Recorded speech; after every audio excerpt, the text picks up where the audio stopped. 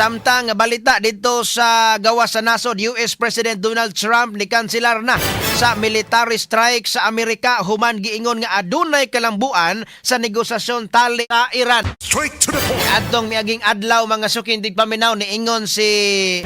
US President Donald Trump ang iyang bahad nga matod pa ang Iran kuno makaangkon og very hard tonight nga atake mga sukindig paminaw no atong Huwebes mantingal ito ni bahad sa buntag pagkagabi nga patakihon yo kunong Iran kasumang nisto iyahang kontrolon ang mga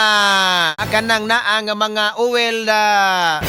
sites dito sa Iran ha rabis Trump puti isugas Trump ato sa ha kinahanglan gyud ha nga ba di gani makapuliki gyud panagangan pagkagabi andam na in taon ng mga tao dito mga gabi sa man tanawon ko natong naabay manglupad nga mga bomba be waan di ay ha kini si Trump hilig sa ni og bahad-bahad si Trump Rumay na lang pong wala. Malipay na lang putang wala ka sa mang nisor kay gisirhan na rabatog balik ang Strait of Hormuz.